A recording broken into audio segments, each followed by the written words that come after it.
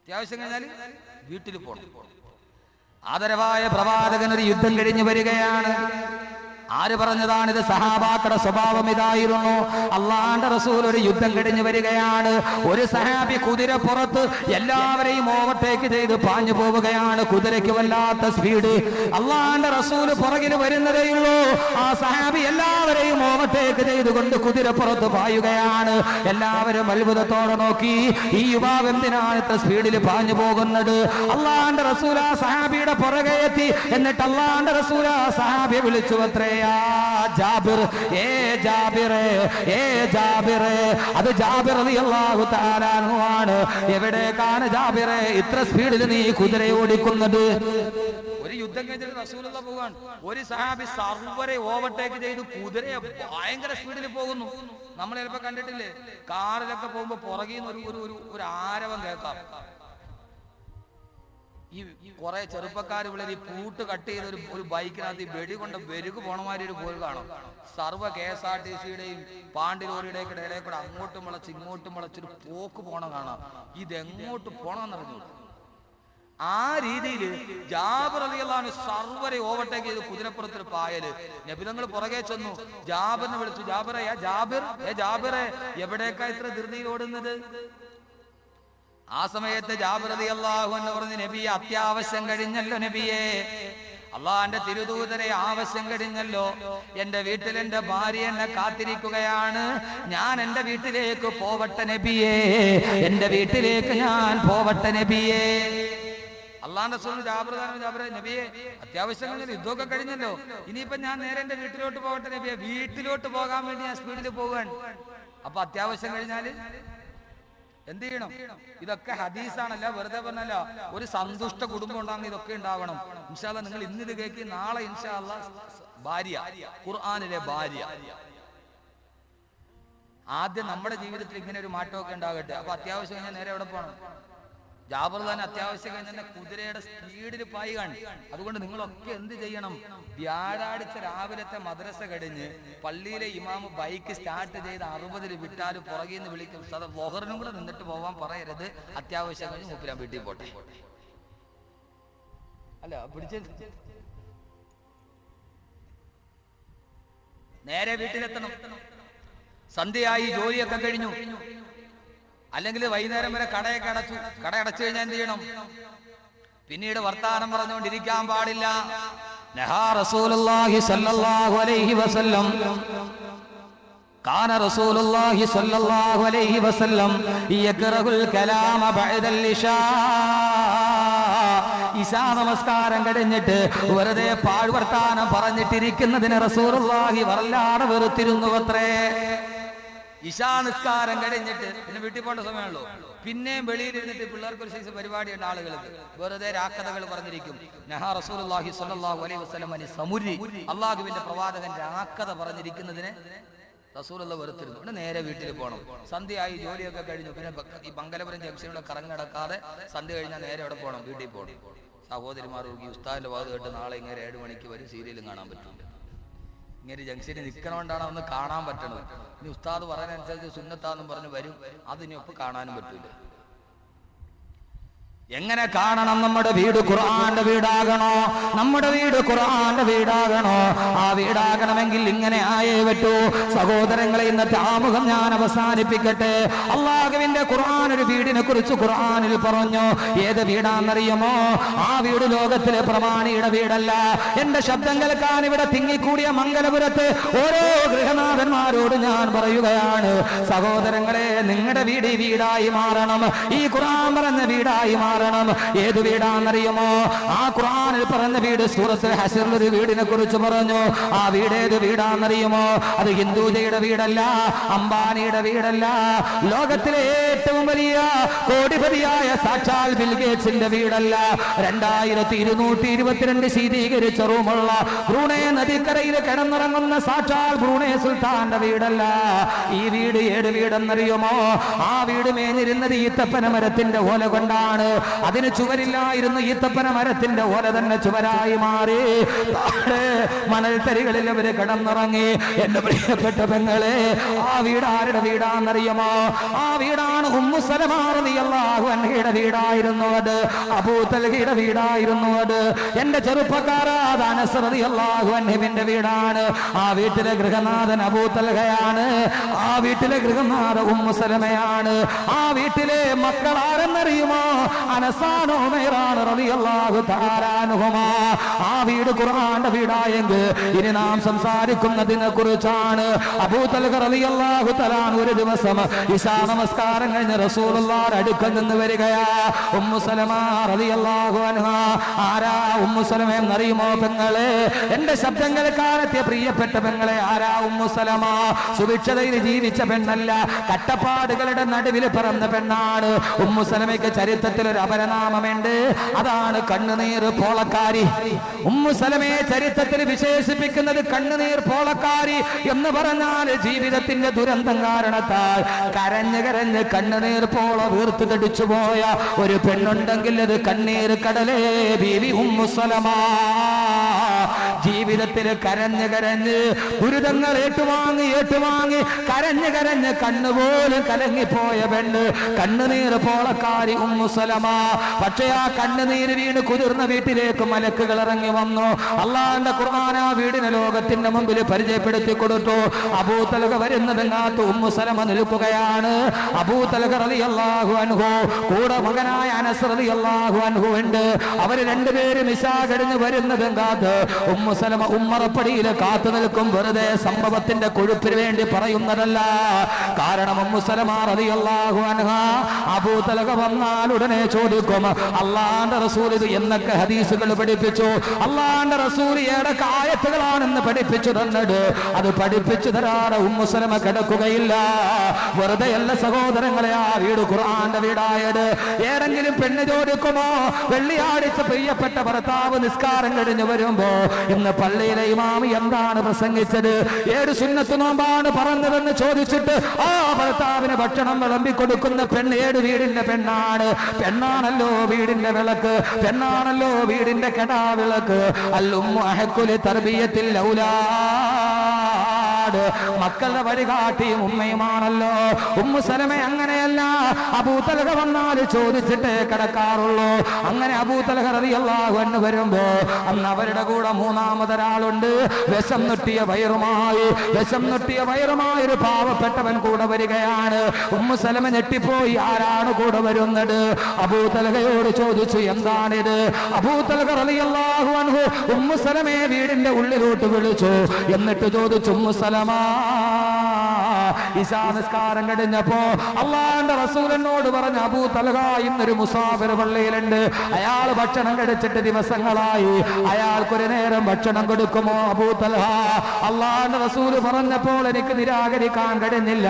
ഞാൻ അയാളെയും കൂട്ടിക്കൊണ്ടുവന്നതാണ്. ഉമ്മു സലമ, ആഗതന് കൊടുക്കാൻ എന്തെങ്കിലും ഉണ്ടോ? ഉമ്മു സലമ പറയുന്നു, ഭർത്താവേ, എനിക്കും നിങ്ങൾക്കും മകനും കഴിക്കാനുള്ളതല്ലാതെ മറ്റൊരുപ്പം പോലും നമ്മുടെ വീട്ടില് ബാക്കിയില്ല. എങ്ങനെയാണ് നമ്മളിത് കൊടുക്കുക? ബഹുമാനപ്പെട്ട അബൂ തൽഹയ്ക്ക് വല്ലാത്ത ദുഃഖമായി. വെളിയിലാണെങ്കിലോ പാവപ്പെട്ടവൻ ഭക്ഷണം കാത്തു വയറും തടവിയിരിക്കുകയാണ്. എങ്ങനെയാണ് അയാളോടില്ല എന്ന് പറയുക? നമ്മുടെ വീട് ഇങ്ങനത്തെ വീടായി മാറട്ടെ. എങ്ങനെയാണ് അയാളോടില്ല എന്ന് പറയുക? അബൂ തൽഹ റളിയല്ലാഹു അൻഹു വിഷണ്ണനായി നിൽക്കുമ്പോ ആ വീടിന്റെ ഗൃഹനായികയുടെ മനസ്സുണർന്നു. ഗൃഹനായിക ഉണരുമ്പോഴാണ് വീട് ഉണരുക. ഒരു പെണ്ണ് നന്നാവുമ്പോഴാണ് വീട് നന്നാവുക. ഉമ്മു സലമ പറയുന്നു, ഭർത്താവേ ദുഃഖിക്കണ്ട, ഞാനൊരു കാര്യം പറയാം, അത് നിങ്ങൾ ചെയ്യുമോ? ആ വീട്ടിലെ പെണ്ണ് യഥാർത്ഥ പെണ്ണാവുകയാണ്. ഉമ്മു സലമ റളിയല്ലാഹു അൻഹാ അബൂ തൽഹയോട് ഭർത്താവിനോട് പറയുന്നു, മകനായ അനസ് ഇത് കേട്ടുകൊണ്ട് നിൽക്കുന്നു, നമുക്ക് ഭക്ഷണമെല്ലാം വിളമ്പി വെക്കുക, എന്നിട്ട് നമുക്ക് അതിഥിയെ വിളിച്ചിരുത്തുക, അതിഥിയുടെ കൂടെ നമുക്കും ചെന്നിരിക്കാം. അങ്ങനെ അതിഥി ഭക്ഷണത്തിലോട്ട് കൈയിടുമ്പോ നമ്മളും ഭക്ഷണത്തിലോട്ട് കൈയിടണം. ആ സമയത്ത് അബൂ തൽഹ, നിങ്ങളങ്ങ് വിളക്കൂതിക്കെടുത്തണേ. അബൂ തൽഹ, നിങ്ങളവിടെ വെളിച്ചം വെളിച്ചം നൽകുന്ന വിളക്കൂതിക്കെടുത്തണേ. ചുറ്റും അന്ധകാരം നിറയുമ്പോ നമ്മൾ ഭക്ഷണം കഴിക്കാതെ വെറുതെ ഇരിക്കുക. ഇരുട്ടത്തിരുന്ന് അതിഥി കഴിക്കട്ടെ, നമ്മൾ കഴിക്കുന്നു എന്ന ധാരണയോടെ അദ്ദേഹം കഴിക്കട്ടെ. ഒരാൾക്ക് മാത്രം കഴിക്കാനുള്ള ഭക്ഷണമേ വീട്ടിലുള്ളൂ. സഹോദരങ്ങളെ, മക്ക ഉറങ്ങുകയാണ്, ഒരു കുടില് മാത്രം ഉറങ്ങാതിരിക്കുകയാണ്. ഭക്ഷണം വിളമ്പപ്പെട്ടു, അതിഥിയെ വിളിക്കപ്പെട്ടു. അബൂ തൽഹയും ഉമ്മു സലമയും പ്രിയപ്പെട്ട മകൻ അനസും ചുറ്റുവട്ടത്തിരുന്നു.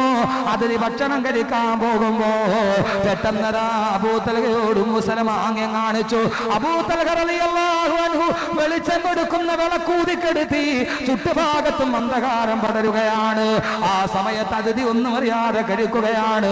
പ്രിയപ്പെട്ട ഭാര്യയും ഭർത്താവും പൊന്നുമോനും കഴിക്കാതെ വിശപ്പ് കത്തിയാളുമ്പോഴും കഴിക്കാതെ കൈ പിൻവലിച്ചു. ഇരുട്ടായത് കൊണ്ട് അതിഥി അറിയുന്നില്ല. കുറെ സമയം കഴിയുമ്പോൾ ഒരു ശബ്ദം കേൾക്കുന്നു. അൽഹംദുലില്ലാഹ് അല്ലദീ അത്അമനാ വസഖാനാ വജഅൽനാ മിനൽ മുസ്ലിമീൻ. അല്ലാഹുമ്മ അത്ഇം മൻ അത്അമനാ വസ്ഖി മൻ സഖാനാ.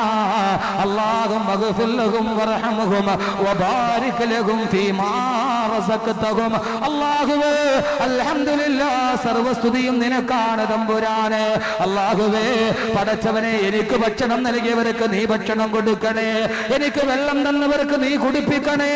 അവർക്ക് നീ നൽകിയതിന് നീ ബറക്കത്ത് നൽകണേ തമ്പുരാനെ. ഈ വാക്ക് കേൾക്കുമ്പോഴാണ് അവർക്ക് മനസ്സിലായി അതിഥിയാണ്. വയറ് നിറഞ്ഞപ്പോ അയാളെ ഹംദ് പറഞ്ഞതാണ്. അൽഹംദുലില്ലാഹ്, എത്രയോ സ്തുതിയാണ് തമ്പുരാനെ നിനക്ക്. പെട്ടെന്ന് അബൂ തൽഹ റളിയല്ലാഹു അൻഹു വിളക്ക് കൊളുത്തി. അവിടെ മുഴുവനും പ്രകാശം പരക്കുകയാണ്. അതിഥി സമാധാനത്തോട്, വല്ലാത്ത സന്തോഷത്തോട് അതിഥി അവരോട് സലാം പറഞ്ഞ് അവർക്ക് വേണ്ടി ദുആ ചെയ്ത് ഇറങ്ങിപ്പോയി അവിടെ നിന്ന്. സഹോദരങ്ങളെ, ഉമ്മു സലമ റളിയല്ലാഹു അൻഹ പാത്രമെടുത്ത് കഴുതി വെച്ചു. കൂരാക്കൂരിട്ടാണ്. അബൂ തൽഹ റളിയല്ലാഹു അൻഹുവിന്റെ കുടുംബം ഒന്ന് പട്ടിണിയാണ്. അബൂ തൽഹയുടെ കുടുംബം ഒന്ന് വല്ലാത്ത പട്ടിണിയിലാണ്. അവര് 3 പേരും ഭക്ഷണം കഴിച്ചില്ല. ഗൃഹനാഥനും കഴിച്ചില്ല, ഗൃഹനാഥയും കഴിച്ചില്ല, മകനും കഴിച്ചില്ല. ആ പാതിരാ സമയത്ത് വിശന്നൊട്ടിയ വയറുമായി അവര് തറയിലേക്ക് തണപ്പായ വിരിച്ചു. വലതു ഭാഗത്ത് ഉമ്മ കിടന്നു, ഇടതു ഭാഗത്ത് പിതാവ് കിടന്നു. അവരുടെ ഇടയിൽ ഒരു പരാതിയുമില്ലാതെ 8 വയസ്സുകാരൻ അനസും കിടന്നു. 8 വയസ്സുകാരൻ അനസും കിടന്നു. വയറ് വല്ലാതെ കത്തുകയാണ്. അന്നത്തെ ദിവസം ഭക്ഷണം കഴിച്ചിട്ടില്ല. സഹാബാക്കളുടെ അവസ്ഥ ഇതാണല്ലോ. അവർ വയറ് പൊത്തിപ്പിടിച്ച് കിടക്കുകയാണ്. എന്റെ പ്രിയപ്പെട്ട സഹോദരങ്ങളെ, പൊന്നുമോൻ അനസ് പോലും ചോദിച്ചില്ല, പിതാവേ എനിക്ക് തരാതെ എന്തിന് മറ്റൊരാൾക്ക് കൊടുത്തു നിങ്ങൾ? എനിക്ക് തരാത്തതെന്തെന്ന് അനസ് ചോദിച്ചില്ല. നമ്മുടെ മക്കൾ ചോദിക്കാതിരിക്കുമോ? പള്ളിക്ക് കൊടുത്താൽ ചോദ്യം ചെയ്യുന്ന മക്കൾ, നന്മക്ക് കൊടുത്താൽ തടസ്സം നിൽക്കുന്നവർ, ആ പൊന്നുമോൻ പോലും ചോദിച്ചില്ല എനിക്കെന്തേ തരാതിരുന്നതെന്ന്. ഭാര്യ പരാതി പറഞ്ഞില്ല, എനിക്ക് വിശക്കുന്നുവെന്ന്. അല്ലാഹ് ഇഷ്ടമാണോ ഞങ്ങളത് ചെയ്തു എന്ന് പറഞ്ഞ് കമിഴ്ന്ന് കിടക്കുകയാണ്. ആ മക്കാ നഗരം മുഴുവനും ഉറങ്ങുകയാണ്. ഉറങ്ങാടെ വിശപ്പ് കാരണത്താൽ തിരിഞ്ഞും മറിഞ്ഞും ഒരു കുടുംബം കിടക്കുകയാണ്.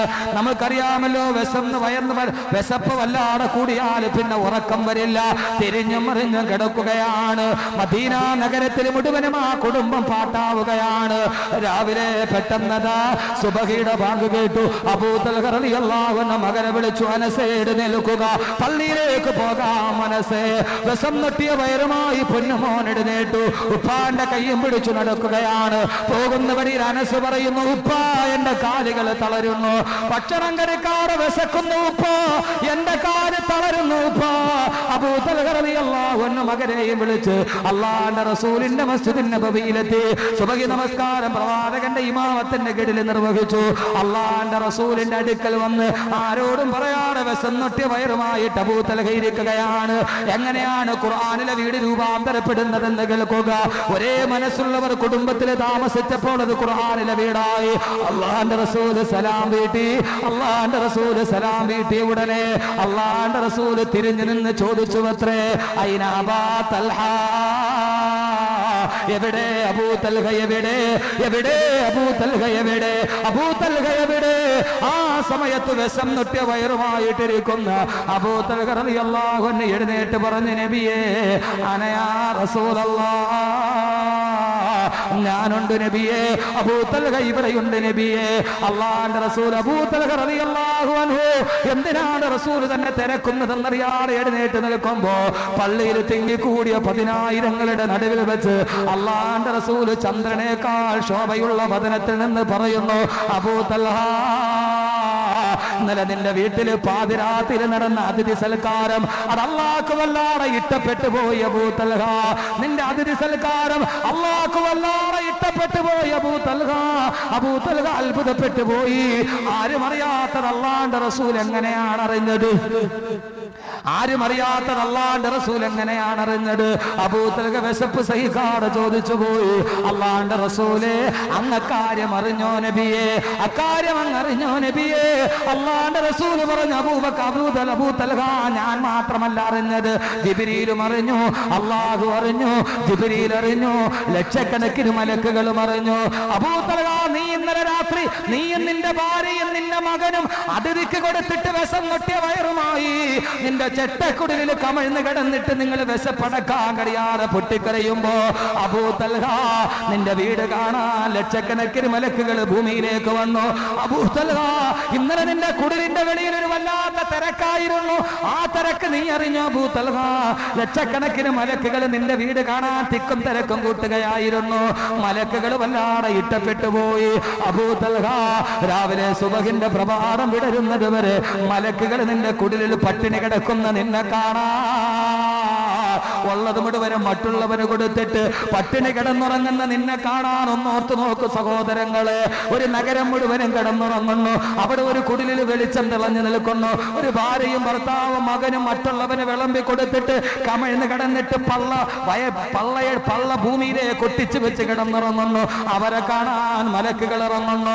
ജിബ്രീൽ വരുന്നുണ്ട്. അബൂ തൽഹ, അബൂ തൽഹ പൊട്ടിക്കരഞ്ഞു പോയി. അബൂ തൽഹ റളിയല്ലാഹു അൻഹു, അല്ലാഹുവിന്റെ റസൂൽ പറഞ്ഞു, തീർന്നില്ല അബൂ തൽഹ, തീർന്നില്ല അബൂ തൽഹ, നിന്റെ വീട് അല്ലാഹുക്ക് വല്ലാതെ ഇഷ്ടപ്പെട്ടു പോയി. ആയിഷയുടെ അടുക്കൽ കിടക്കുമ്പോ എന്റെ അടുക്കലേക്ക് ജിബ്രീൽ വന്നു അബൂ തൽഹ.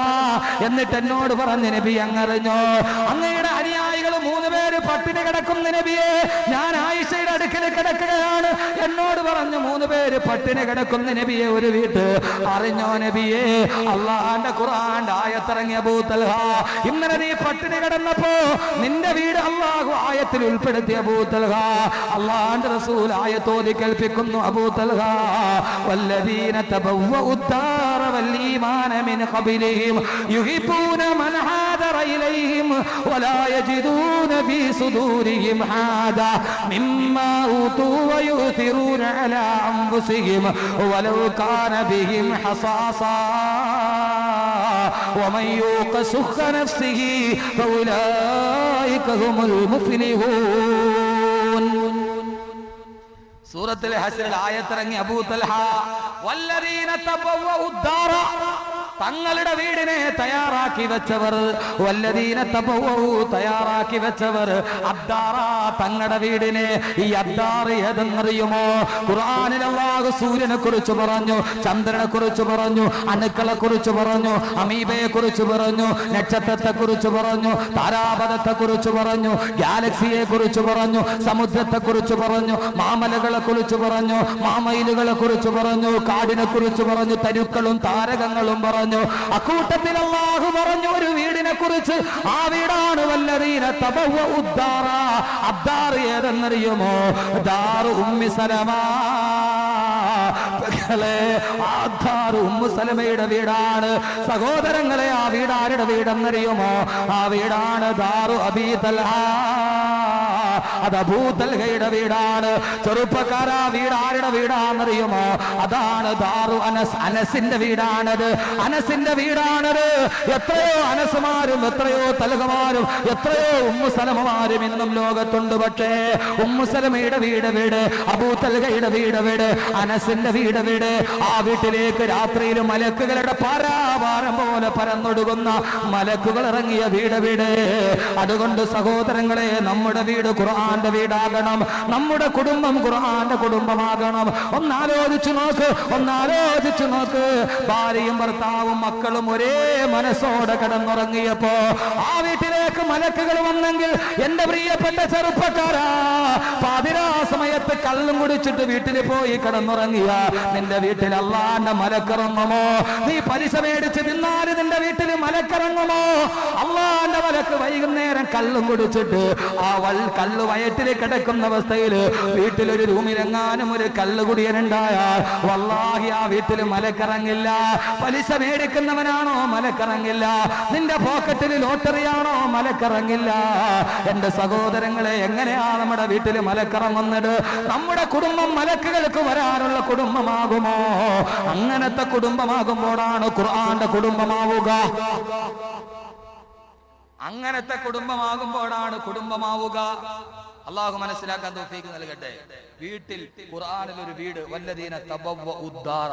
ആ അദ്ദാർ ദാറു ഉമ്മി സലമയാണ്. ഉമ്മു സലമയുടെ വീട്. ഇന്ന് നമ്മുടെ വീട് കോൺക്രീറ്റ് സൗധങ്ങളാണ്. മുഗൾ രാജവംശത്തിന്റെ ശില്പ ചാതുരിയെ പോലും തോൽപ്പിക്കുന്ന സുന്ദരമായ വീടുകൾ, കോൺക്രീറ്റ് സൗധങ്ങൾ. ഒരു കൊതുകിന് പോലും കയർന്നു കയറാൻ പറ്റാത്ത ശീതീകരിച്ച റൂമിൽ നമ്മൾ കിടന്നുറങ്ങുന്നു. പക്ഷെ നമ്മുടെ വീട്ടിൽ സർവ്വരും വരും, മലക്ക് വരൂല. വരുമോ? നമ്മുടെ വീട്ടിൽ മലക്ക് വരുമോ? നമ്മുടെ കുടുംബത്തിൽ മലക്കുകൾ വന്നാലല്ലേ നമ്മുടെ കുടുംബം കുടുംബമാവൂ. ഇതുകൊണ്ടാണ് ഞാൻ പറഞ്ഞത്, ഖുർആനിലെ കുടുംബം എന്ന് പറയുന്ന വിഷയം, ആ ഖുർആനിലെ കുടുംബം എന്ന് പറയാൻ ഭാര്യ മാറണം, ഭർത്താവ് മാറണം, മക്കൾ മാറണം, മാതാപിതാക്കൾ മാറണം. ഇല്ലാതെ ആ കുടുംബം നല്ല കുടുംബമാവില്ല. അള്ളാഹു തൗഫീഖ് നൽകട്ടെ. അള്ളാഹു തൗഫീഖ് നൽകട്ടെ. നിങ്ങളുടെ വീട് കുടുംബം അള്ളാഹുവിന്റെ മലക്കിറങ്ങുന്ന കുടുംബമാകണം. അള്ളാഹു അങ്ങനെ ആക്കട്ടെ. അള്ളാഹു അങ്ങനെ ആക്കട്ടെ. മലക്കിറങ്ങുന്ന വീടാക്കാൻ വേണ്ടി 3 കാര്യം പറഞ്ഞു തരാം. ചെയ്യുവോ? ചെയ്യോ ഇല്ലയോ? ഇത്രയും പേര് ഇൻഷാ അല്ലാഹ് ഇത്ര സൗണ്ടേ ഉള്ളൂ. ഉറക്കെ പറയും ഇൻഷാ അല്ലാഹ്. നിങ്ങൾക്ക് ചെയ്യാൻ പറ്റുന്ന ഒന്നും ചെയ്യണ്ട. നിങ്ങൾ 10,000 ഒന്നും എനിക്കും തരണ്ട. നിങ്ങൾക്ക് ചെയ്യാൻ പറ്റുന്നതാണ് ഇൻഷാ അല്ലാഹ്. പൈസ മുടക്കൊന്നുമില്ല. ചെയ്യാൻ പറ്റുന്ന എല്ലാവരും ഇൻഷാ അല്ലാഹ് പറയും. കണ്ട, പൈസ മുടക്കുണ്ടെന്ന് ഓർത്തവർ ഇൻഷാ അല്ലാഹ് പറയായിരുന്നു. അള്ളാഹുവിന്റെ പ്രവാചകൻ പറഞ്ഞു, ഭൂമിയിൽ നിൽക്കുന്നവർക്ക് ആകാശത്തിലെ നക്ഷത്രങ്ങൾ വെളിച്ചം നൽകുന്നത് പോലെ, ഭൂമിയിലുള്ളവർക്ക് ആകാശത്തിലെ നക്ഷത്രങ്ങൾ വെളിച്ചം നൽകുന്നത് പോലെ ആകാശത്തുള്ള മലക്കുകൾക്ക് ഭൂമിയിലെ ചില വീടുകൾ വെളിച്ചം നൽകുമെന്ന് ലോകൈക ഗുരു നബി മുഹമ്മദ് മുസ്തഫ. നമ്മുടെ കുടുംബത്തിൽ മലക്കിറങ്ങി വരട്ടെ, ജിബ്രീൽ വരട്ടെ. ജിബ്രീലു നാദാ ഫീ മനസ്സതി ഹുസ്നിഹി ഹാദാ കഹീലു തർബി ഹാദാ അഹ്മദു. ജിബ്രീലു നാദാ ഫീ മനസ്സതി ഹുസ്നിഹി. സൗന്ദര്യത്തിന്റെ മേച്ചിൽ പുറത്തു നിന്ന് ജിബ്രീൽ വിളിച്ചു പറയട്ടെ. ഏതാണ് വിളിച്ചു പറയുന്നത്? ഹാദാ അഹ്മദു, ഇത് അഹ്മദാണ്. അഹ്മദ് ഇവിടെ ജനിച്ചിരിക്കുകയാണ്. ആമിന ബീവി അല്ലാഹുവിന്റെ റസൂലിനെ പ്രസവിക്കുമ്പോ ആരാണ് സഹോദരങ്ങളെ? ആമിനയുടെ ചെറ്റക്കുടലിൽ വന്നു പോയതാരാണ്? ജിബ്രീലു റവ്വാഹും ബിഹാദദ്ദാറു. അല്ലാഹുവിന്റെ റസൂലിന്റെ ഉമ്മ ആമിന ബീവി റസൂലിനെ പ്രസവിക്കുകയാണ്.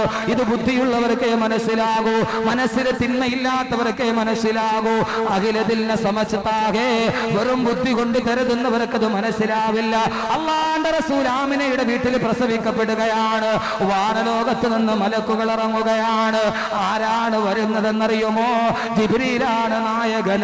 ജിബ്രീലു റവ്വാഹും ബിഹാദദ്ദാറു. ആ വീട്ടിൽ ജിബ്രീൽ വരികയും പോവുകയും ചെയ്തുകൊണ്ടിരുന്നു.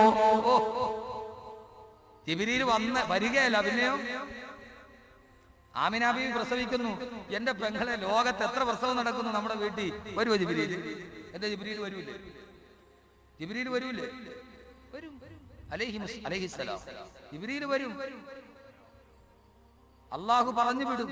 പക്ഷെ നമ്മുടെ വീട് ഇബ്രാഹിമിന്റെ വീടാകും. അവിടെയാണ് പ്രശ്നം. നമ്മുടെ ലോകത്ത് എത്ര പ്രസവങ്ങൾ നടക്കുന്നു. പിന്നെ പ്രസവം നടക്കണില്ല. പണ്ടൊക്കെ എല്ലാം പേരായിരുന്നു, ഇപ്പൊ എല്ലാം കീറാണ്, സിസേറിയൻ. അതുകൊണ്ടാ വരാത്തെന്ന് എനിക്ക് തോന്നി. വരുവോ ജിബ്രീൽ? ജിബ്രീൽ വരികയല്ല അലൈഹിസ്സലാത്തു വസ്സലാം. ജിബി അലൈഹിസ്സലാത്തു വസ്സലാം മലക്കുകൾ വന്ന് ആമിന ബീവിയുടെ കുടിലിൽ ഇറങ്ങി നിന്നു.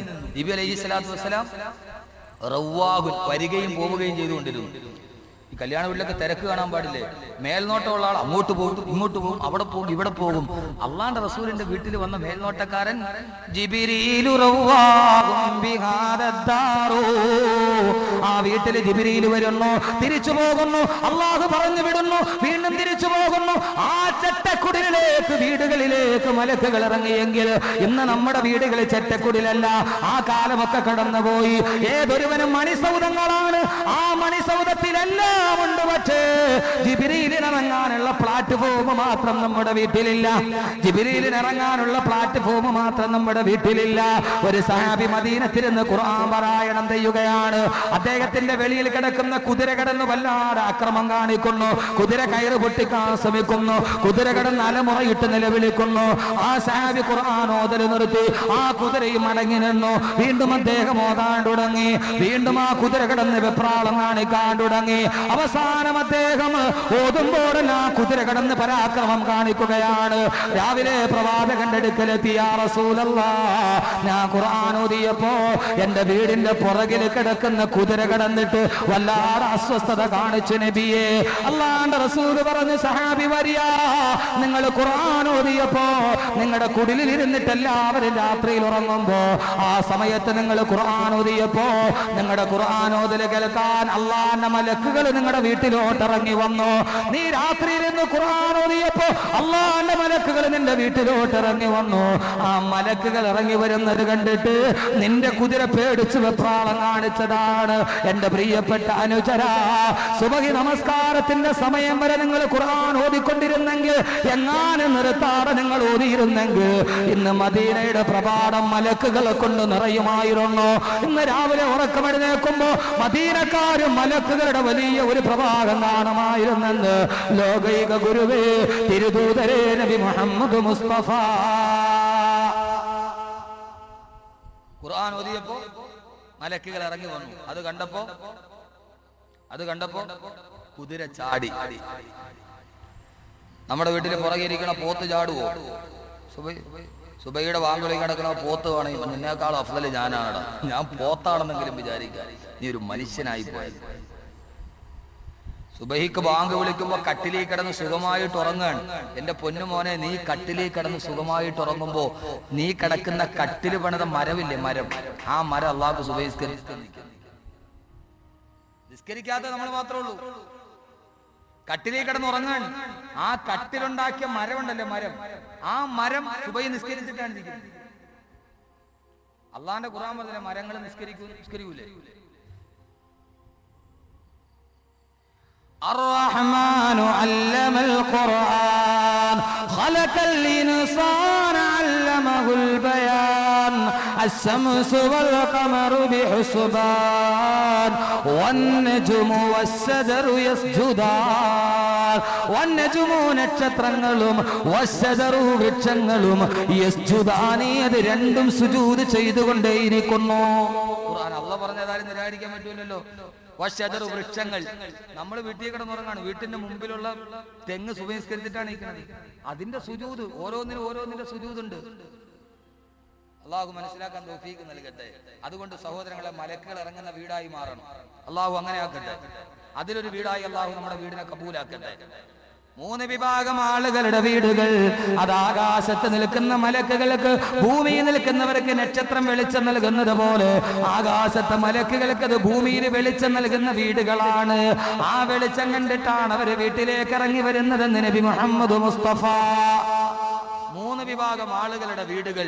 മങ്കരപുരത്ത് രാത്രിയിൽ എല്ലാവരും ഉറങ്ങാൻ ആകാശത്ത് നിന്ന് മലക്കുകൾ നോക്കുമ്പോ ആ 3 കൂട്ടം ആളുകളുടെ വീടുകൾ മാത്രം ഇപ്പൊ ഈ ബൾബിട്ടിരിക്കുന്ന പോലെ നന്നായിട്ട് തിളങ്ങി നിൽക്കും. ആ തിളക്കം കണ്ടിട്ട് മലക്കുകൾ ഇറങ്ങി വരും. രാത്രി നമ്മൾ ഉറങ്ങുന്നു, മലക്കുകൾ വന്ന് നമ്മുടെ കുടുംബത്തിൽ ഇറങ്ങുന്നു. ആരുടെ വീടാണത്? ഇൻഷാ അല്ലാഹ് ആക്കൂ, അങ്ങനെ ഒരാളെ വീട്ടിലാക്കൂ. ആരുടെ വീടാണ്? അല്ലാഹുവിന്റെ പ്രവാചകൻ പറഞ്ഞു, ഒന്നാമത്തെ വീട് വബൈത്തുൽ ആലിമി, ആലിമിന്റെ വീടാണത്. അല്ലാഹുവിന്റെ ഇൽമു പഠിച്ച, അല്ലാഹുവിന്റെ ഖുർആൻ പഠിച്ച, തിരുദൂതരുടെ ഹദീസ് പഠിച്ച ഒരു ആലിമിന്റെ വീടാണത്. ഏതാലിമാണ്? ഇദാ അമില ബിഹി, അവൻ പഠിച്ച ഇൽമനുസരിച്ച് അവൻ അമൽ ചെയ്താൽ, പഠിക്കുകയും പഠിക്കുന്നത് ജീവിതത്തിൽ പകർത്തുകയും ചെയ്യുന്ന ഒരു പണ്ഡിതൻ നിന്റെ കുടുംബത്തിലുണ്ട്. ആ കുടുംബം മുകളിൽ വെളിച്ചമുള്ള കുടുംബമാണ്, പണ്ഡിതന്റെ കുടുംബം. അള്ളാഹു നമ്മുടെ കുടുംബത്തിന് ഒരു ആലിമിനെ നൽകി അനുഗ്രഹിക്കട്ടെ. സാധാരണ പറയൽ ആലിമീങ്ങളുടെ കുടുംബം എന്താ അതിന്റെ പ്രത്യേകത? വെളിച്ചമുള്ള കുടുംബമാണ്. അള്ളാഹു നമ്മുടെ കുടുംബത്തിന് ഒരു ആലിമിനെ നൽകി അനുഗ്രഹിക്കട്ടെ. രണ്ടാമത്തെ വീടാരുടെ വീടാ? അല്ലാഹുവിന്റെ പ്രവാചകൻ പറഞ്ഞു, വബൈതു ഹാഫിലുൽ ഖുർആൻ, ഖുർആൻ മനപ്പാഠമാക്കിയ ഹാഫിലിന്റെ വീടാണത്. നിന്റെ കുടുംബത്തിൽ ഒരു ഹാഫിലുണ്ടോ?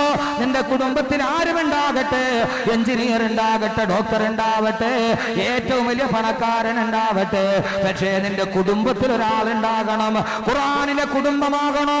നിന്റെ കുടുംബത്തിൽ ഒരാളെങ്കിലും ഉണ്ടാകണം. അതാരെന്നറിയുമോ? ഖുർആന മാമാ तेरी भी ये लुबी लुबी तेरा नाम भी, ये आसमान तुम्हारा सामी, ये लुबी लुबी तेरा नाम भी. ഈ ഖുർആൻ മനപ്പാഠമാക്കിയ ഹാഫിലിന്റെ വീടാണത്. അല്ലാഹു തൗഫീഖ് നൽകട്ടെ. ഖുർആൻ മനപ്പാഠമാക്കിയ ഹാഫിലുൽ ഖുർആൻ. ഒരു കുടുംബത്തിൽ ഒരു ഹാഫിലുണ്ടോ, ആ വീട്ടിൽ മലക്കുകൾ ഇറങ്ങിയിരിക്കും. അല്ലാഹു നമ്മുടെ മക്കളെ ഹാഫിലുകളാക്കട്ടെ. ഷാനവാസിന് മക്കളെ ഹാഫിലുകളാക്കണമെന്ന് വലിയ ആഗ്രഹം. അല്ലാഹു കബൂലാക്കി തരട്ടെ. ഷാനവാസ് എനിക്ക് വലിയ പരിചയം. കഴിഞ്ഞ റമളാൻ 10 ദിവസം എൻ്റെ കൂടെ ഉണ്ടായിരുന്നു. അന്ന് എന്നോട് ഉസ്താദെ മക്കളെ ഹാഫിലുകളാവാൻ ദുആ ചെയ്യുക. ഒരു പിതാവോ മാതാവോ ആത്മാർത്ഥമായിട്ട് ദുആ ചെയ്തുള്ള മക്കളെ ഹാഫിലുകളാക്കി. അല്ലാഹു തൗഫീഖ് നൽകട്ടെ. ഒരു ഹാഫിലിന് നാളെ സ്വർഗത്തിലേക്ക് 40 പേരെ ശുപാർശ, കുടുംബാംഗങ്ങളെ മൊത്തം കയറ്റാം. ഇതാണ് ഖുർആനിലെ കുടുംബം. വബൈതു ഹാഫിലുൽ ഖുർആൻ, ഖുർആൻ മനപ്പാഠമാക്കിയവന്റെ കുടുംബം. അതുകൊണ്ട് നമ്മുടെ കുടുംബത്തിൽ ഒരു ഹാഫിൽ ഉണ്ടാവണമെന്ന് വിചാരിക്കുക. ഇൻഷാ അല്ലാഹ് ഞാൻ എല്ലാ സദസ്സിലും പറയുന്നതാണ്. കാരണം അള്ളാഹു എനിക്കങ്ങനെ ഒരു തൗഫീഖ് നൽകിയിട്ടുണ്ട്. അതെന്റെ ഉമ്മയുടെ ആഗ്രഹമായിരുന്നു. അള്ളാഹു അവർക്ക് സ്വർഗം കൊടുക്കട്ടെ. അള്ളാഹു അവർക്ക് സ്വർഗം കൊടുക്കട്ടെ. അള്ളാഹു അവർക്ക് സ്വർഗത്തിന്റെ കിരീടം കൊടുത്ത് അനുഗ്രഹിക്കട്ടെ. അവരാഗ്രഹിച്ചത് കൊണ്ടാണ് നമ്മൾ ഇന്ന് ഇൽമിന്റെ വഴിയിലെത്തിയത്. അല്ലെങ്കിൽ നമ്മൾ ആരും അവരാഗ്രഹിച്ചില്ലായിരുന്നെങ്കിൽ, എനിക്കൊരു മകൻ ഹാഫിളായത് വേണം എന്നെൻ്റെ ഉമ്മ ആഗ്രഹിച്ചില്ലായിരുന്നെങ്കിൽ അഹമ്മദ് കബീർ ബാക്കവി എന്ന് പറയുന്ന ഒരാൾ ഈ സദസ്സിൽ ഇങ്ങനെ നിൽക്കുമായിരുന്നു. നമ്മുടെ എല്ലാ സുഹൃതങ്ങളുടെയും ആത്മീയ ഗുരുക്കൾ അവരാണ്. അവരെ ഓർക്കാൻ നമുക്ക് കഴിയുന്നില്ലെങ്കിൽ, നമ്മളെക്കാൾ വലിയ നന്ദി കെട്ടവരാണ്. ലോകത്തുള്ള സർവ്വടത്ത് നമ്മൾ സിയാറത്തിന് പോകും. സ്വന്തം വാപ്പായുമായും കിടക്കുന്നിടത്ത് നമ്മൾ സിയാറത്തിന് പോകും. സ്വന്തം വാപ്പായും ഉമ്മായും കിടക്കുന്നിടത്ത് പോയി അവർക്ക് വേണ്ടി യാസീൻ ഓതി ദുആ ചെയ്യാൻ നമുക്ക് സമയമില്ല. അവിടെ പോകാൻ നമ്മുടെ ഹൃദയം വിശാലമാകുന്നില്ല. തൊട്ടടുത്ത് കിടക്കുന്നവരുടെ പേരിൽ ഓർക്കാൻ കഴിയുന്നില്ലെങ്കിൽ അകലെ കിടക്കുന്നവരെങ്ങനെയാണ് മനസ്സിൽ സ്ഥാനം പിടിക്കുന്നത്? അള്ളാഹു അവരുടെ എല്ലാവരെയും ജീവിതം ഖൈറാക്കി കൊടുക്കുമാറാകട്ടെ.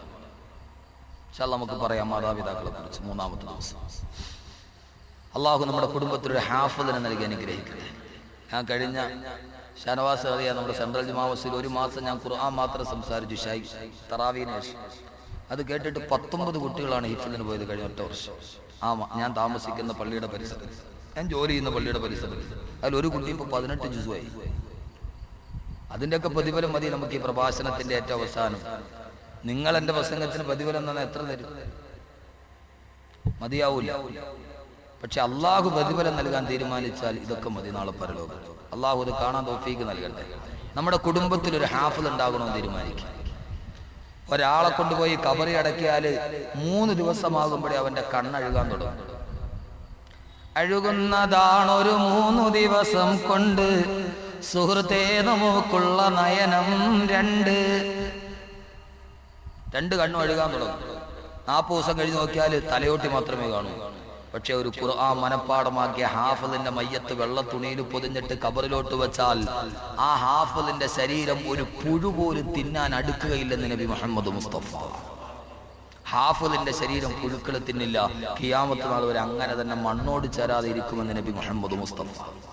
നാളെ പരലോകത്ത് എല്ലാവരും പരിഭ്രാന്തിയോടെ നിൽക്കുമ്പോൾ ആ സമയത്ത് ഒരു ഹാഫിളിനോട് അല്ലാഹു പറയും, നിനക്ക് ഇഷ്ടപ്പെട്ട 40 പേരെ നീ സ്വർഗത്തിലോട്ട് ശുപാർശ ചെയ്തോളുക. അവനവൻ്റെ ഉമ്മയെ ശുപാർശ ചെയ്യാതിരിക്കും, അവനെ ഹാഫിളാക്കിയ വാപ്പയെ ശുപാർശ ചെയ്യാതിരിക്കൂ. 40 പേരുടെ കൈ പിടിച്ചിട്ട് അവൻ സ്വർഗത്തിലേക്ക് പോകുമെന്ന് നബി മുഹമ്മദ് മുസ്തഫ. സ്വർഗത്തിലെത്തുമ്പോഴോ ഹാഫിളിന്റെ മാതാപിതാക്കൾ അല്ലാഹു വിളിച്ചിട്ട് ഒരു വലിയ സിംഹാസനത്തിൽ കയറ്റിയിരിച്ചു. എന്നിട്ട് അവരുടെ തലയിലൊരു മരതക രത്നങ്ങൾ പതിച്ച ഒരു കിരീടം തലയിലേക്ക് വെച്ചു കൊടുത്തിട്ട് അവരെ പ്രത്യേക സ്ഥാനം നൽകി അല്ലാഹു അനുഗ്രഹിക്കും.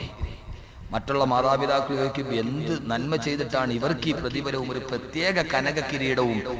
ആ സമയത്താണ് ഒരു വലിയ സിംഹാസനം. നമ്മളൊരു പൊതുസമ്മേളനം നടക്കുമ്പോൾ കണ്ടിട്ടില്ലേ, അധ്യക്ഷനും ഉദ്ഘാടനം നടത്തുന്ന ആൾക്ക് നല്ല കസേര, ബാക്കിയുള്ളവർക്ക് ആശംസാ പ്രസംഗത്തിനൊക്കെ ഫൈബർ കസേര. അല്ലാഹു ഹാഫിളുകളുടെ മാതാപിതാക്കൾക്ക് ഒരു വലിയ സിംഹാസനം, ബാക്കിയുള്ളവർക്കൊക്കെ സദാ കസേര. അപ്പൊ ചോദിക്കും, ഇവരെന്ത് ചെയ്തിട്ടാണ് ഇത്രയും വലിയ പ്രതിഫലം? ഇത് ഹാഫിളുകളുടെ മാതാപിതാക്കളാണ്, ഇത് ഹാഫിളുകളുടെ മാതാപിതാക്കളാണ്. നാളെ മലക്കുകൾ നിങ്ങളുടെ ചൂണ്ടിട്ട് ഇത് ഹാഫിളിന്റെ വാപ്പയാണ്, ഹാഫിളിന്റെ ഉമ്മയാണ് എന്ന് പറയാൻ നമ്മുടെ കുടുംബത്തിലൊരു ഹാഫിളിനെ ഉണ്ടാക്കിയെടുക്കും. അല്ലാഹു തൗഫീഖ് നൽകട്ടെ. ഒന്ന് നിയത്തി സഹോദരങ്ങളെ, നമ്മൾ ഈ മക്കളെ എഞ്ചിനീയറും ഡോക്ടറും ഒക്കെ ആക്കിയവർ 1 മാസം ശമ്പളം 1 ലക്ഷം രൂപ ഇതൊക്കെ കിട്ടിയിട്ടും മരിക്കാൻ നേരത്ത് വെള്ളം തരാൻ ആ മക്കൾ ആരും ഉണ്ടായിരുന്നില്ലല്ലോ. ഉണ്ടായിരുന്നു. അല്ലാഹു അത് നൽകട്ടെ. അല്ലാഹു നമ്മുടെ മക്കളെ നല്ലവരാക്കട്ടെ. നമ്മൾ ഏത് ദുനിയാവിന്റെ ഏത് കാര്യം ആഗ്രഹിച്ച് 1 വർഷം 1 ലക്ഷം രൂപ ഫീസ് കൊടുത്തിട്ട് വളർത്തിയാലും ആ മക്കൾ വിവാഹം കഴിയുന്നവരെ മാറിപ്പോകും. ഇൻഷാ അല്ലാഹ് ഒരു ഹാഫിളിനെങ്കിലും ഉണ്ടാക്കിയെടുക്കുകയും അവർ ദുനിയാവിൽ ചിലപ്പോൾ ഒന്നും തരൂലായിരിക്കും, കാരണം അവർക്ക് പരിമിതമായ ശമ്പളം. പക്ഷെ സ്വർഗത്തിൽ ഒരു കിരീടം നൽകുന്നു. അല്ലാഹു തൗഫീഖ് നൽകട്ടെ. രണ്ടാമത്തെ വീട് ഖുർആൻ ഹാഫിളായവരുടെ വീടാണ്. മൂന്നാമത്തെ വീട് ഖുർആൻ പാരായണം ചെയ്യുന്നവന്റെ വീടാണെന്ന് നബി മുഹമ്മദ് മുസ്തഫ. ആരാണോ സന്ധ്യാസമയത്ത് അവന്റെ വീട്ടിൽ ഖുർആൻ പാരായണം ചെയ്യുന്നത്, ആ വീടാണ് സ്വർഗത്തിന്റെ വീടെന്ന് നബി മുഹമ്മദ് മുസ്തഫ.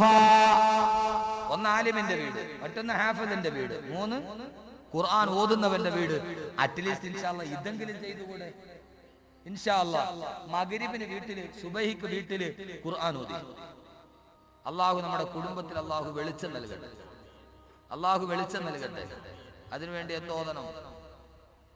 കുടുംബത്തിൽ വീട്ടിൽ വെളിച്ചം ഉണ്ടാകണമെങ്കിൽ ഏതോദനം? ആയത്തുൻ നൂർ ഓതണം. അല്ലാഹു നൂറു സമാവാതി വൽ അർദ് മതലു നൂരിഹി കമിഷ്കാത്തിൻ ഫീഹാ മിസ്ബാഹ് അൽ മിസ്ബാഹു ബിസ്സുജാജ അസ്സുജാജതു കഅന്നഹാ കൗകബുൻ ദുർരിയ്യുൻ യൂഖദു മിൻ സദറത്തിൻ മുബാറകത്തിൻ സൈതൂനത്തിൻ ലാ ശർഖിയ്യത്തിൻ വലാ ഗർബിയ്യ. സൂറത്ത് നൂറിലെ ആയത്താണിത്. 34-ാമത്തെ ആയത്താണെന്ന് തോന്നുന്നു. ഈ ആയത്തോലിൻ വീട്ടിൽ വെളിച്ചവും പ്രകാശവും കിട്ടും. അല്ലാഹു തൗഫീഖ് നൽകട്ടെ. എന്ത് വെളിച്ചമാ? ആയത്ത് 100 വീട്ടിൽ വെളിച്ചം ഉണ്ടാകുന്ന എന്താ?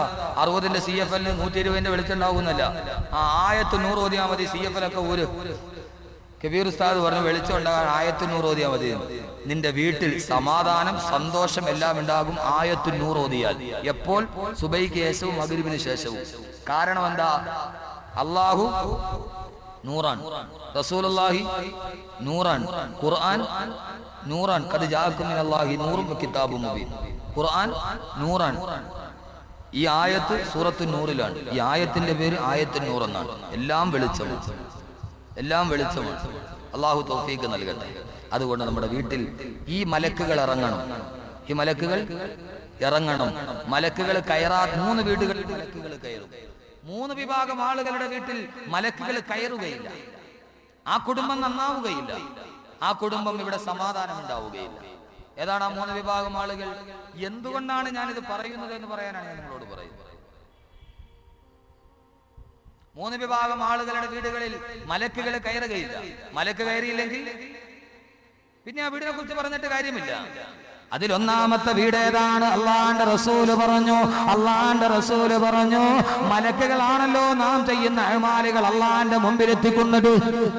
മലക്കുകളാണല്ലോ നാം ചെയ്യുന്ന നന്മകൾ അള്ളാന്റെ അടുക്കലോട്ട് കൊണ്ടുപോകുന്നത്.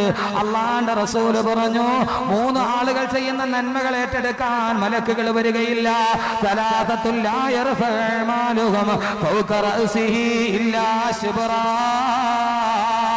3 വിഭാഗം ആളുകൾ അവരുടെ സൽക്കർമ്മങ്ങൾ അവരുടെ തലയുടെ ഒരു ചാൺ മുകളിലോട്ട് പോവുകയില്ലെന്ന് അള്ളാന്റെ വിശുദ്ധ ഖുർആൻ. അവൻ എത്ര നിസ്കരിച്ചാലും എത്ര നോമ്പ് പിടിച്ചാലും അവന്റെ സൽക്കർമ്മങ്ങൾ തലയുടെ ഒരു ചാൺ മുകളിലോട്ട് പോവുകയില്ലെന്ന് ലോകൈക ഗുരു നബി മുഹമ്മദ് മുസ്തഫ.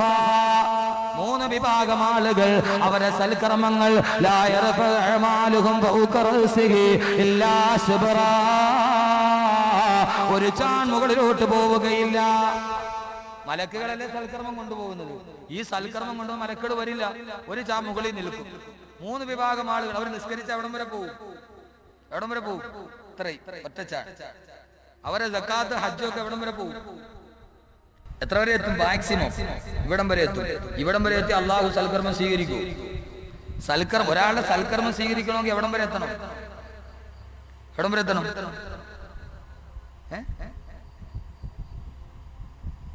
ഒരാളുടെ സൽക്കർമ്മം സ്വീകരിക്കണോ എവിടം വരെ എത്തണം? വടശ്ശേരി പോണം, അർശില് ഇല്ലിയും വരെ എത്തണം. ഖുർആൻ ഞാൻ പറയുന്ന മുഴുവൻ ഖുർആനാണ്. കല്ലാ ഇന്ന കിതാബൽ അബ്റാരി ലഫീ ഇല്ലീൻ. അങ്ങനെയല്ല. ഇന്ന കിതാബൽ അബ്റാരി, നന്മ ചെയ്യുന്ന ആളുകളുടെ ഗ്രന്ഥങ്ങൾ അത് ഇല്ലീനിലാണ് എത്തേണ്ടത്. ഇല്ലീൻ വരെ എത്തിയാലേ അല്ലാഹു ഒരു സൽക്കർമ്മം സ്വീകരിക്കൂ. 1-ാം ആകാശത്തെത്തിയാല് സ്വീകരിക്കില്ല, 2-ാം ആകാശത്തെത്തിയാല് സ്വീകരിക്കില്ല, 7 ആകാശം താണ്ടിയാല് സ്വീകരിക്കില്ല. ഇല്ലീനിലെത്തിയാലേ അല്ലാഹു സ്വീകരിക്കുകയുള്ളൂ. അപ്പൊ ഇല്ലീൻ വരെ എത്തണം. എത്തൂല, തലയുടെ മുകളിൽ ഒരു ചാൺ. 1-ാമത്തെ ആളാരാ? ചുരുക്കി പറയാൻ സമയത്തിലേ പെട്ടെന്ന് നിർത്താം. ഇപ്പൊ തന്നെ നിർത്തിയേക്കാം, വിഷമിക്കണ്ട. 1-ാമത്തെ ആളാരാണ്? അല്ലാഹുവിന്റെ പ്രവാചകൻ പറഞ്ഞു, അവൻ ആരെന്നറിയുമോ? റജുലുൻ അമ്മ ഖൗമൻ വഹും ലഹു കാരിഹൂൻ. റജുലുൻ ഒരു പുരുഷനാണ്. അമ്മ ഖൗമൻ, അയാൾ ഒരു സമൂഹത്തിന്റെ നേതാവായി ഏകാധിപത്യത്തിലൂടെ ഒരു സമൂഹത്തിന്റെ നേതൃത്വം അയാൾ പിടിച്ചെടുത്തു. വഹും ലഹു കാരിഹൂൻ. ആ സമൂഹമാണെങ്കിലോ അവനെ മുഴുവനും ഒന്നടങ്കം വെറുക്കുകയാണ്. അവനൊന്ന് മാറിക്കിട്ടണമെന്ന് ആഗ്രഹിക്കുകയാണ്. ഏകാധിപത്യത്തിലൂടെ അധികാരം പിടിച്ചെടുത്ത ഏകാധിപതി അവൻ എത്ര നിസ്കരിച്ചാലും അല്ലാഹു അവന്റെ സൽക്കർമ്മം സ്വീകരിക്കുകയില്ല. ഇസ്ലാമിന്റെ ജനാധിപത്യം എന്തൊരു ജനാധിപത്യവാ! ഏകാധിപത്യത്തോടെ ഒരു സമൂഹത്തിന്റെ അധികാരം പിടിച്ചെടുത്താൽ അവന്റെ സൽക്കർമ്മം പിന്നെ അള്ളാഹിന്റെ മുമ്പിൽ സ്വീകരിക്കൂല. ഇത്രയും വലിയ ജനാധിപത്യം പറഞ്ഞ റസൂലുള്ളാഹി അല്ലാതെ അവനെ പറയാനുള്ളത്. 2-ാമത്തെ ആളാരാണ്? വമ്രഅത്തുനൊരു പെണ്ണാണ്.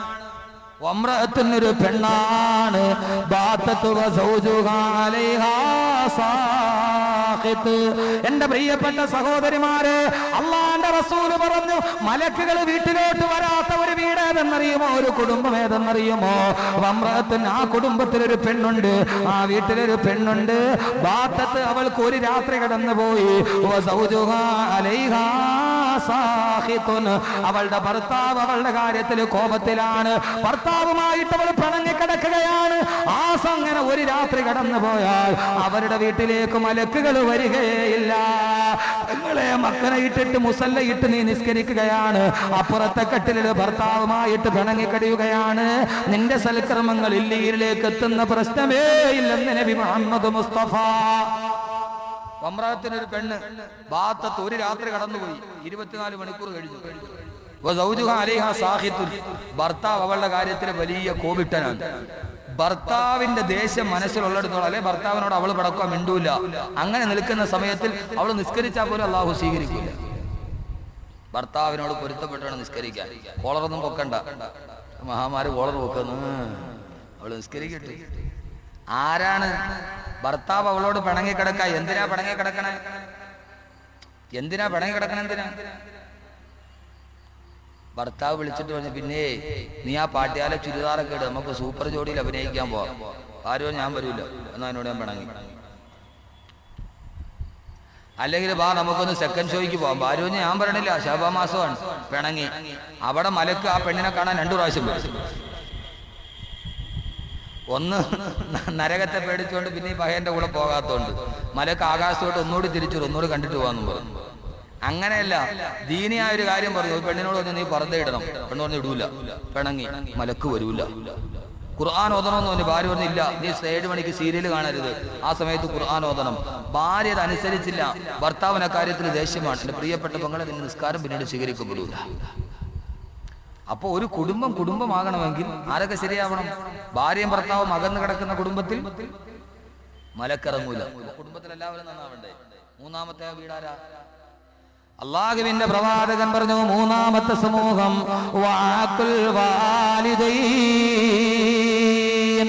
മാതാപിതാക്കളെ ബുദ്ധിമുട്ടിക്കുന്നവരുടെ കുടുംബം.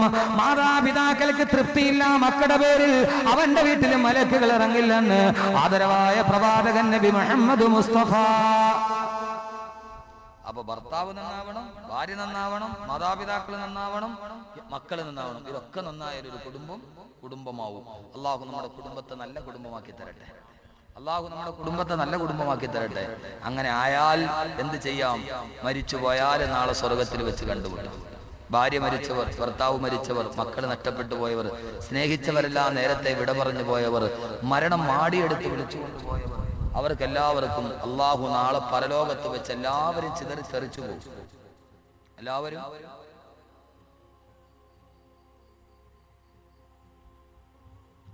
അള്ളാഹു ബന്ധങ്ങളെ ഇവിടെ വെച്ചിട്ടല്ല നിർത്തുന്നത്. ഖുർആൻ അള്ളാഹു പറയും, ഇങ്ങനെ സന്തോഷത്തോടൊരു കുടുംബം ഭൂമിയിൽ ജീവിച്ചാൽ അള്ളാഹു നാളെ പരലോകത്തെ കുറിച്ച് പറഞ്ഞതെന്താ? യൗമ യഫിറുൽ മർഉ മിൻ അഖീഹി വ ഉമ്മിഹി വ അബീഹി വ സാഹിബതിഹി വ ബനീഹി. അന്ന് ഭാര്യ ഭർത്താവിനെ കണ്ടാൽ നിൽക്കില്ല, മക്കള് മാതാപിതാക്കളെ കണ്ടാൽ നോക്കാത്ത പരലോകത്ത് എല്ലാവരും പരസ്പരം ചിഹ്നിച്ചെതറി പോകുമ്പോ അവസാന സ്വർഗ കവാടത്തെത്തുമ്പോ അതാ ഭാര്യ നിൽക്കുന്നു, ഭർത്താവ് നിൽക്കുന്നു, മക്കള് നിൽക്കുന്നു. അല്ലാഹു പറയും ഉദ്ഖുലൂഹാ ബിസലാമിൻ ആമിനീൻ. സമാധാനത്തോടെ നിങ്ങൾ സ്വർഗത്തിലേക്ക് വന്നോ. കൊതിക്ക് സഹോദരങ്ങളെ, ആഗ്രഹിക്ക് സഹോദരങ്ങളെ. കയ്യിൽ പിടിച്ചിട്ട് ഭാര്യയുണ്ട്, നാം സ്നേഹിക്കുന്ന നമ്മുടെ പൊന്നുമക്കളുണ്ട്. അല്ലാഹുവേ, ഈ ദുനിയാവിന്റെ കൊച്ചുകൂരയിൽ മംഗലപുരത്തെ കൊച്ചു വീട്ടിൽ ആരൊക്കെ താമസിച്ചോ അവരെല്ലാം സ്വർഗത്തിലുണ്ട്. അല്ലാഹു പറഞ്ഞ സ്വർഗത്തിലോട്ട് കടന്നു ചെന്നുകൊള്ളുക. ആ സ്വർഗത്തിലേക്ക് കയറുകയാണ്. അല്ലാഹു പറഞ്ഞു, ദുനിയാവിലെ കുടുംബത്തിൽ നിങ്ങൾ പരസ്പരം സന്തോഷത്തോടെ ജീവിച്ചവരല്ലേ, ഇവിടെ നിങ്ങൾക്ക് ഞാനൊരു വീട് തരാം. അല്ലാഹു സ്വർഗത്തിലൊരു കുടുംബത്തിന് പാർക്കാൻ വീട് തരും. എന്ത് വീടാണെന്നറിയുമോ? എന്ത് വീടാണെന്നറിയുമോ? ഒറ്റമുത്തിനാലുള്ള മാളികയാണ്.